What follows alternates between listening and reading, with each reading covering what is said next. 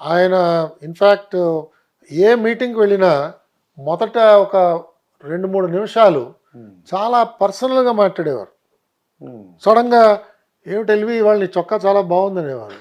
So మనం ముఖ్యమంత్రి మన చొక్కాని చూస్తాడని మనం ఇప్పుడు అనుకోం కదా.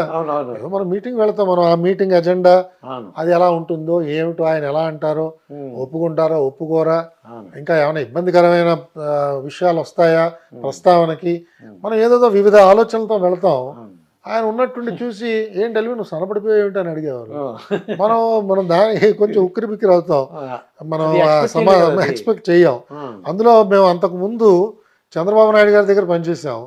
ఆయన చాలా చాలా ప్రొఫెషనల్గా ఓన్లీ ఎజెండా దాని మీద ఆయన ఉంటారు, అటు ఇటు వెళ్ళే ప్రసక్తి ఉండదు. చాలా లోతుగా అధ్యయనం చేయడం, అందరినీ కూడా లోతుగా అధ్యయనం చేయమనడం ఆయనతో ఉండేది. సమాచారం సమాచారం సమాచారం టన్నుల కొద్దీ ఆయన సమాచారాన్ని స్వీకరించేవారు. చంద్రబాబు నాయుడు గారు.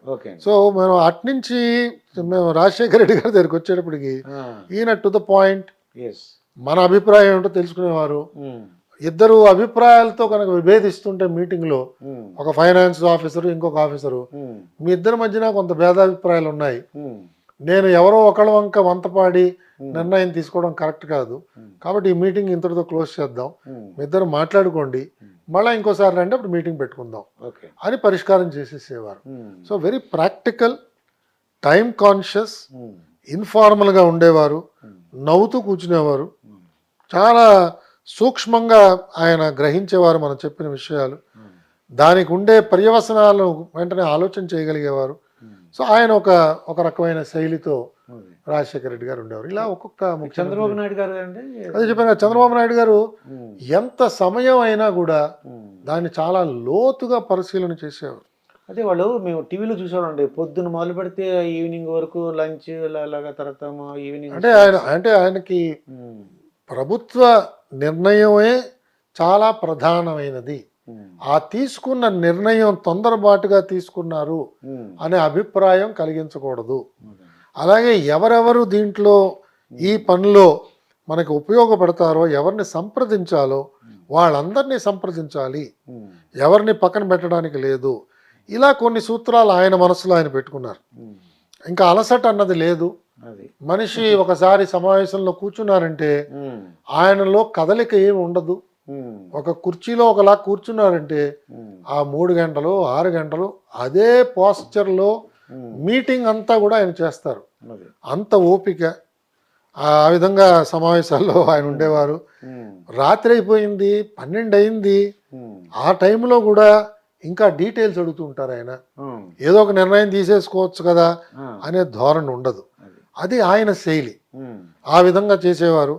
అలాగే ఇంకా ఏమన్నా ఇంప్రూవ్మెంట్ చేయడానికి స్కోప్ ఉన్నదా, లేదా ఇదేనా, ఇది అంతిమ స్థాయికి మనం చేరామా, ఇంకా ఏమైనా ఇంప్రూవ్ చేయొచ్చా, ఇంకా ఏమన్నా దీంట్లో నగిషీలు చేయొచ్చా, ఇంకా ఏమన్నా కొత్త అంశాలు ఏమన్నా చేర్చచ్చా, అమలు చేసే ముందు ఇంకా ఏమైనా ఆలోచన చేయొచ్చా, వాళ్ళని సంప్రదించచ్చా, వీళ్ళని సంప్రదించచ్చా, ఇలాగ బహుముఖంగా ఆయన ఆలోచన చేసేవాడు. అది ఆయన శైలి. ఇలా ఒక్కొక్కళ్ళది. మా జగన్మోహన్ రెడ్డి గారు ప్రస్తుతం జగన్మోహన్ రెడ్డి గారి స్టైల్ ఎలా ఉందంటే, ఆయన ఏంటంటే ర్యాపిడ్ ఫైర్ అండి. ఆయన నాకే చెప్పారు ఒకసారి లిఫ్ట్లో ప్రయాణం చేస్తున్నప్పుడు, అన్నా ఇప్పుడు మనం ఇదంతా T20 ఆడుతున్నాం, ఇది ఇంత పూర్వంలో లాగా లిమిటెడ్ ఓవర్స్ కాదు, టెస్ట్ మ్యాచ్ అంతకుండా కాదు, ఇది T20 క్రికెట్ మ్యాచ్, ఏ రోజుకి ఆ రోజే మన పర్ఫార్మెన్స్ అని ఒక దృక్పథంతో ఆయన ఉండేవారు.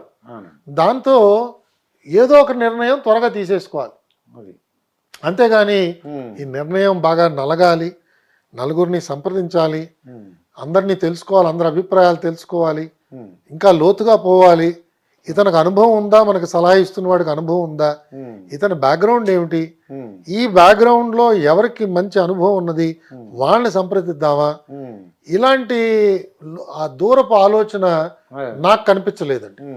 ఒక నిర్ణయం తీసుకోవాలి, అది నీకు బాగా తెలుసని నేను భావిస్తున్నాను కాబట్టి నిర్ణయం తీసేసుకోవడమే.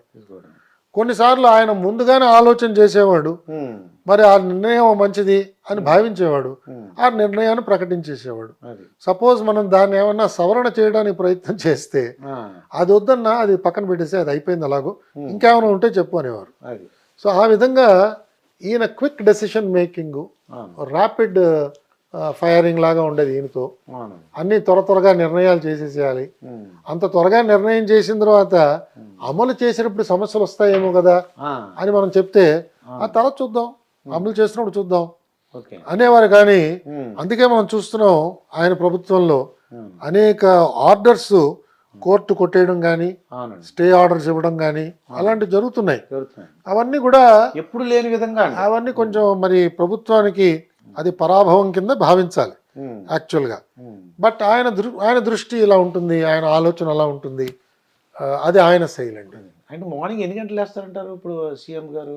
అంటే ఒక్కొక్కళ్ళది ఒక్కొక్క రకమైన అలవాటు అండి. చూసుంటారు కదా, అంటే సుమారుగా 9:30కి ఆయన మొదట కలుస్తారండి. 9:30కి సుమారుగా అప్పట్లో. అంటే చాలా మంది అంటారు పొద్దున్నే 5 గంటలు లేస్తారు, ఎక్సర్సైజ్ చేస్తారు. అయ్యో తెలియదు, మనకు తెలియదు అంటారు. ఇవన్నీ మనం వెనికిడే, కానీ నేనేమి ప్రత్యక్షంగా నాకు అలా చూసే అవకాశం ఎక్కడా లభించలేదు. ఆయన మొదటిసారి కిందకి రావడం అది 9:30 నుంచి ఆయన దైనందిన కార్యక్రమం స్టార్ట్ అయ్యేది. నేనున్నప్పటి వరకు నేను చూసిందండి. 6-6:30 కల్లా ఆయన అంతా పెట్టేబేడ సర్దేసుకోవడం, దుకాణం మూసేవారు ఆయన 6కి అంతే. సో మనం అలాగే వీకెండ్స్ ఆయన వచ్చేవారు కాదు. శని ఆదివారాలు సర్వసామాన్యంగా, అంటే ప్రభుత్వానికి హాలిడే ఉంటే ఆయనకు కూడా హాలిడేనే. ఆ విధంగా ఎవరిని కూడా పిలిచేవారు కాదు. కొద్ది మందిని మరీ అవసరం అయితే పిలిచేవారు, లేకపోతే అంటే అట్లీస్ట్ అధికారుల్ని, ఆయన పేషీ స్టాఫ్ని బహుశా పిలిచేవారేమో నాకు తెలియదు. బట్ నాలాంటి వాళ్ళు ఎవరిని కూడా పిలిచేవారు కాదు. అది ఆయన శైలి అండి. అయితే ఇప్పుడు రీసెంట్గా చంద్రబాబు నాయుడు గారు అరెస్ట్ అయ్యారండి. అంటే నా ఉద్దేశం ఏంటంటే, చాలామంది జయలలిత, లాలూ ప్రసాద్ యాదవ్, మధు కోడా, అలాగే ఓం ప్రకాష్ చౌతాలా ఫ్రమ్ హర్యానా, వీళ్ళు చీఫ్ మినిస్టర్గా ఉండి అరెస్ట్ అయిన వాళ్ళు అండి. ఇప్పుడు చంద్రబాబు నాయుడు గారి కన్నా ఇప్పుడు అరెస్ట్ అయ్యారు కాబట్టి, ఇటువంటి అరెస్ట్ అయినప్పుడు మీలాంటి ఆఫీసర్లు ఈ తప్పు చేస్తే మనం ఫ్యూచర్లో ఇబ్బంది పడతామండి, వద్దండి అలాగే చెప్పరా సార్ వాళ్ళు? అంటే నా దృష్టిలో అందరూ చెప్తారండి. కొన్నిసార్లు మనం చెప్తున్నా వాళ్ళు గ్రహించకపోవచ్చు, వాళ్ళకి తాత్కాలికంగా ఇది లాభం అని అనిపించవచ్చు, వాళ్ళకి రాజకీయ ప్రయోజనం అందులో ఏమన్నా కనిపించవచ్చు. కొన్నిసార్లు సలహా చెప్పేవాళ్ళు గట్టిగా చెప్పలేదేమో అని ఒక అనుమానం కూడా మనకు రావచ్చు. ఇలాంటి అనేక అవకాశాలు ఉన్నాయండి. ఎందుకంటే అక్కడ ఉన్న అధికారులందరూ అనుభవంతో ఉన్న వాళ్ళే ఉంటారు. కనీసం 20 సంవత్సరాలు 30 సంవత్సరాలు సర్వీస్లో ఉన్నవాళ్లే ఉంటారు అధికారుల కింద. అలాగే ఆయనతో ఉన్న మంత్రులకు కూడా అపారమైన అనుభవం ఉంటుంది, సలహాదారులు కూడా అనుభవం ఉన్నవాళ్లే ఉంటారు. కాబట్టి వీళ్ళందరూ కూడా జాగ్రత్తగా ఇవన్నీ బేరీజ్ వేసి ఆయనకి సలహా ఇచ్చే ఉంటారని నేను భావిస్తున్నాను. కానీ ఈయన చంద్రబాబు నాయుడు గారు ఇప్పుడు జైల్లోకి వెళ్ళారంటారు, రాజమండ్రి జైల్లోకి వెళ్ళారు. అంటే ఇది కక్ష పూర్తి చర్య అంటారా, లేదంటే నిజంగా తప్పు చేసుకుంటారంటారా? అంటే మనకి ఇంకా వివరాలు ఏమీ రాలేదండి బయటికి. ఇవాళ ఇంతవరకు మనకు తెలిసిన వివరాలు చాలా పాక్షికంగా ఉన్నాయి. అంటే సంజయ్ అని ఏపీ సిఐడి చీఫ్ ఏం చెప్తారంటే 16 చోట్ల సంతకం పెట్టేశారు. ఇప్పుడు సంతకాలు పెట్టవలసిన అవసరం ఉంది. ముఖ్యమంత్రి, కార్యదర్శులు, మంత్రులు పెట్టవలసిన అవసరం ఉంది. సంతకం పెట్టాడు కదా అని చెప్పి మనం నిందితుడి కింద మార్చటం అది సబబుగా లేదు.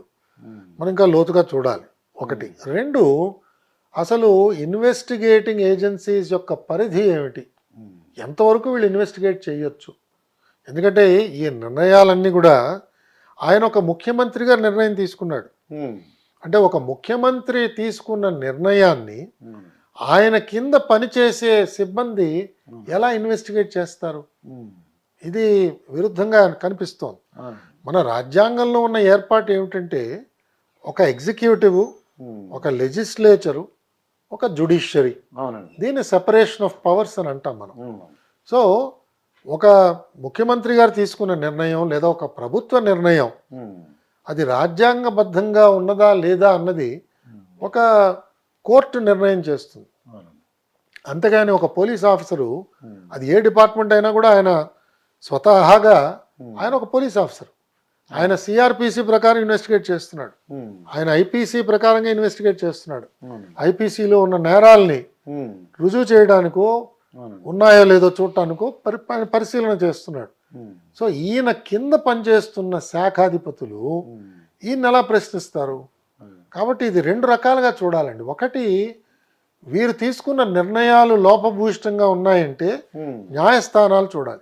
ఓకే. చూసి ఉమ్. ఈయన తీసుకున్న నిర్ణయం రాజ్యాంగబద్ధంగా లేదు, రాజ్యాంగంలో పొందుపరిచిన ఉమ్. అంశాలకి ఉల్లంఘన జరుగుతున్నది, ఉమ్. రైట్ టు ఈక్వాలిటీ వైలేట్ అయింది, ఉమ్. లేదా ఇంకోటి ఏదో వైలేట్ అయింది, రైట్ టు ప్రాపర్టీ వైలేట్ అయింది, అవును. ఏదో ఒక రాజ్యాంగ అధికరణ ఉమ్. ఈయన తీసుకున్న నిర్ణయం వల్ల ఉల్లంఘింపబడింది ఉమ్. అని నిరూపణ కావాలి. అవును. అది హైకోర్టు చేస్తుందండి. అవును. అంతేగాని మున్సిఫ్ కోర్టు లేదా డిస్ట్రిక్ట్ ACB కోర్టు, కోర్టు. జిల్లా కోర్టు, ఏసీబీ కోర్టు కాదు. ఉమ్. ఒకటి.